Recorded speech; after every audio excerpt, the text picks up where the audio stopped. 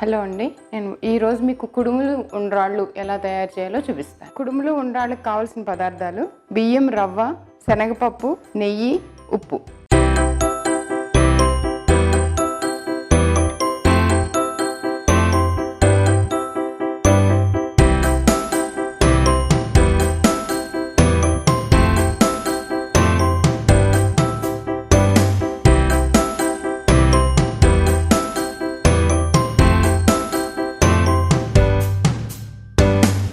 ముందుగా స్టవ్ వెలిగించుకొని కళాయి పెట్టుకుందామండి. మనం ఒక రవ్వ తీసుకుంటే 2 నీళ్లు తీసుకోవాలి. నేను ఇక్కడ వాటర్ పోస్తున్నాను. ముందు 2 నీళ్లు తీసుకున్నానండి. నీళ్లు బాగా మరగాలి. కొంచెం ఉప్పు వేయాలి. దీంట్లో కొంచెం నెయ్యి కూడా వేద్దాం.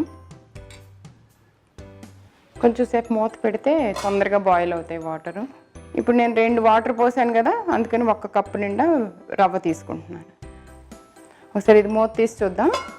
నీళ్ళు మరుగుతున్నాయండి. ఇట్లా మరుగుతున్నప్పుడు మనం 1 కప్పు రవ్వ తీసుకున్నాం కదా, అది ఇందులో నిదానంగా పోసేసుకున్నాం.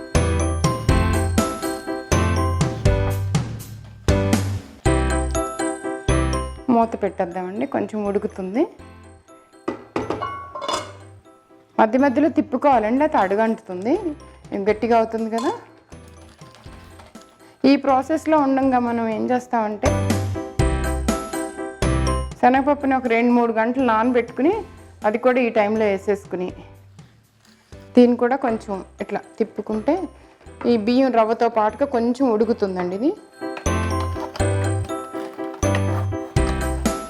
మూత పెట్టేద్దాం.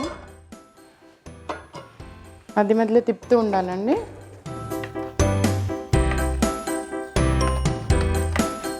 రవ్వ కదా, కొంచెం సేపు పడుతుంది. ఇంకొకసారి మూత పెట్టి కొంచెం సేపు మూత పెడదాం. ఇంకొంచెం తడిగా ఉంది. ఒకసారి తీసి చూద్దామండి. ఇది ఇంకా అయ్యింది అండి, గట్టిపడింది. సో ఇట్లా ఉన్నప్పుడు మనం స్టవ్ ఆఫ్ చేసేసుకుని కొంచెం సేపు మూత అట్లాగే పెట్టి ఉంచుదాము. ఎందుకంటే కొంచెం మగ్గుతుంది అనమాట. ఈ రవ్వ కొంచెం లోపల పలుకుంటుంది. ఆ పలుకు కొంచెం ఆ వేడికి మెత్తపడుతుంది అనమాట. స్టవ్ ఆఫ్ చేసేద్దామండి. ప్లేట్లోకి తీసుకుందామండి, ఎందుకంటే వేడిగా ఉంది కదా, చల్లారి పెడదాం.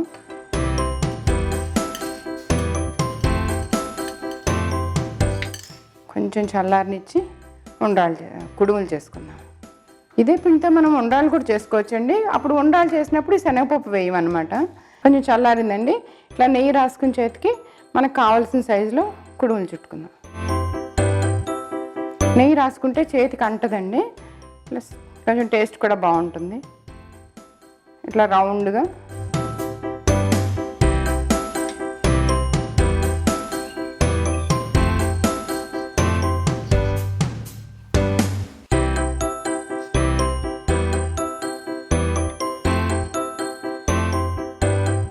ఇప్పుడు ఇట్లా చుట్టుకున్న వాటిని మనం ఆవిరి మీద ఉడకబెట్టాలి. స్టీమ్ ఇవ్వాలి వీటికి ఒకసారి.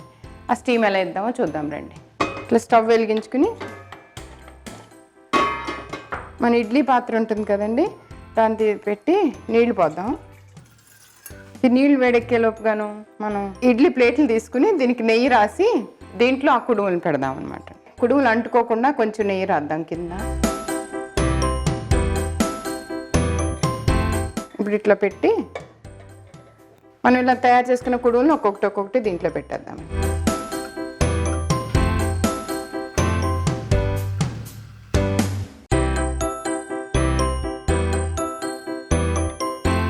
ఇదిగోండి, ఇట్లా నేను అన్నీ పెట్టేసాను. దీన్ని ఇట్లా మనం ఆవిరి మీద ఉడకబెడదాం. దీనికి మూత పెట్టేసుకుందాం. సేమ్ మనం ఇడ్లీ ఎలా పెడతామో, స్టీమ్ వచ్చిన తర్వాత సిమ్లో పెట్టాలి. 2 స్టీములు రానిచ్చిన తర్వాత సిమ్లో పెడదాము. స్టీమ్ వస్తుంది, సిమ్లో పెడదాం. సిమ్లో పెట్టి 5 మినిట్స్ ఉంచుదాం. అయిపోయిందండి. సరే, స్టవ్ ఆఫ్ చేసి మూత తీద్దాం.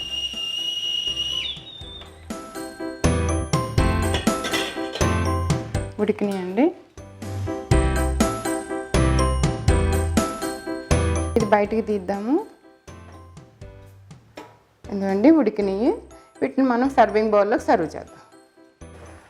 కొంచెం చల్లారనివ్వాలండి, లేకపోతే వేడి మీద ఉన్నప్పుడు విడిపోతాయి తొందరగాను. స్లోగా నిదానంగా తీద్దాం.